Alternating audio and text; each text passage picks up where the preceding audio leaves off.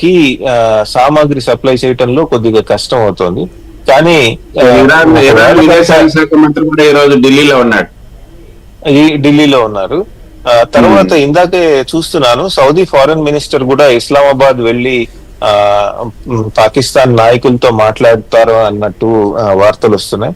వస్తే కనుక మంచిదే అండి, బికాజ్ మనకి ఇప్పటిదాకా పరిచయం ఉంది. అంతేకాకుండా మనం ఫస్ట్ నుంచి చెప్తోంది ఏంటంటే మాకు ఎస్కలేషన్ ఇష్టం లేదు, ఉగ్రవాద సంస్థల్ని ఆపటమే మా ఉద్దేశం అని చెప్తున్నాం. ఒకవేళ సౌదీ ఫారెన్ మినిస్టర్ వెళ్ళి వాళ్ళకి ఏమన్నా బుద్ధి చెప్పగలిగితే కనుక మనకేం ఇబ్బంది లేదు. ఎందుకంటే మన ఎస్కలేషన్ చేయట్లేదు, మన నుంచి ఉండట్లేదు అన్న మన క్లెయిమ్ ని అంతర్జాతీయ సమాజం నమ్ముతుంది అంటున్నారా? అంటే మనం అంతర్జాతీయ సమాజం నమ్ముతుందా లేదా అనే కంటే మనం పాకిస్తాన్ కి డైరెక్ట్ గా సిగ్నల్ ఇస్తున్నాం అండి. ఏమని, నీకు బుద్ధి వచ్చి నువ్వు ఏమన్నా ఆపదలుచుకుంటే మేము రెడీగా ఉన్నామని చెప్తున్నామండి. నీకు అది లేదా, ఓకే అండి. సో ఇది కేవలం ఒక ఇంటర్నేషనల్ సమాజానికి సిగ్నల్ ఇవ్వటమే కాదు, పాకిస్తాన్ తో మాట్లాడకుండా చర్యల ద్వారా చేస్తున్న పనుల ద్వారా మనం కమ్యూనికేషన్ నడుస్తుందండి. అది కూడా నడుస్తుంది. తర్వాత వేరియస్ ఇంటెలిజెన్స్ ఏజెన్సీస్ ప్రపంచవ్యాప్తంగా అమెరికన్స్ కానీ పాక్ డిప్యూటీ ప్రైమ్ మినిస్టర్ ఒకవేళ India rolls back, if India rolls back we're ready to deescalate అని అన్నాడు. కానీ అంటే మాట్లాడే మాటలు వేరు, చేసే చేతలు వేరు అనేది మనకు చాలా స్పష్టంగా అర్థమవుతోంది. ఇక గురించి చెప్పినట్టుగా ఎస్కలేషన్ అనేది మనం తీసుకున్న ఒక నిర్ణయం కాదు. అలాంటి పరిస్థితుల్లోకి అనివార్యంగా నెట్టివేయబడిన పరిస్థితులు కల్పించింది పాకిస్తానే. సో దానికి తగ్గట్టుగా ఇప్పుడు రిటాలియేషన్ జరుగుతోంది.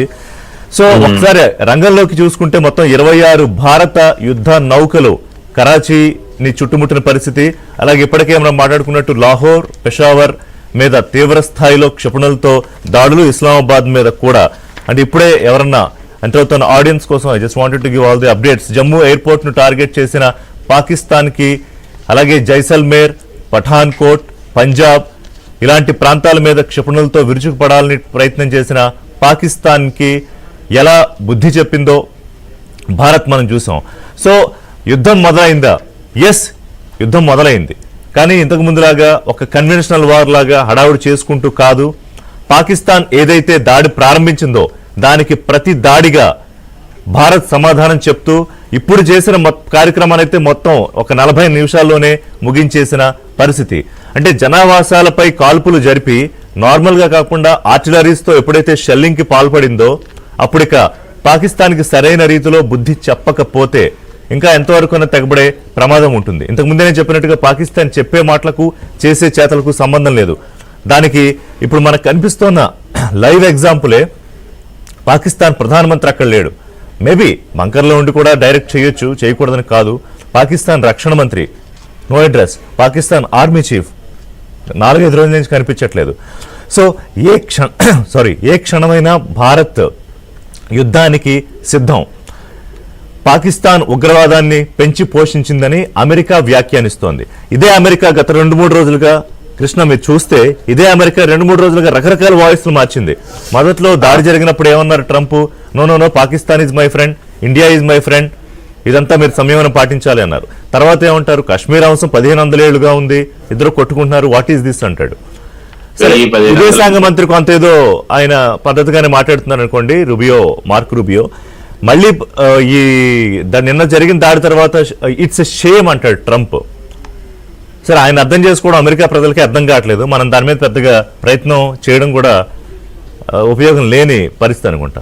సో సంజయ్ గారు అండ్ కృష్ణ, ఇప్పటి నుంచి అంతర్జాతీయంగా ద ఇంటర్నేషనల్ ఫ్రేమ్వర్క్ లో ఎలా ఉండొచ్చు, ముఖ్యంగా the participation of China.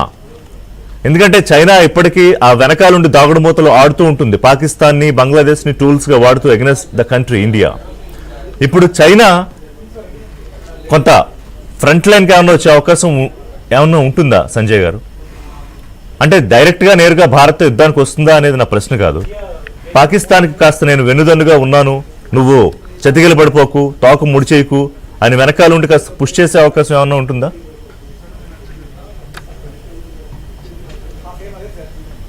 I'm not getting your voice. Sanjay గారు సమాధానం చెప్పే ముందు నేను ఒక చిన్న అప్డేట్ ఇస్తాను ఋషి గారు. ఇది పాకిస్తాన్ కి చెందినటువంటి ఈ F-16 యుద్ధ విమానాన్ని భారత సైన్యం కూల్చేసింది కదా, దాంట్లో ఈ యొక్క పఠాన్ కోట్ సెక్టర్ లో ఈ పాక్ కు చెందిన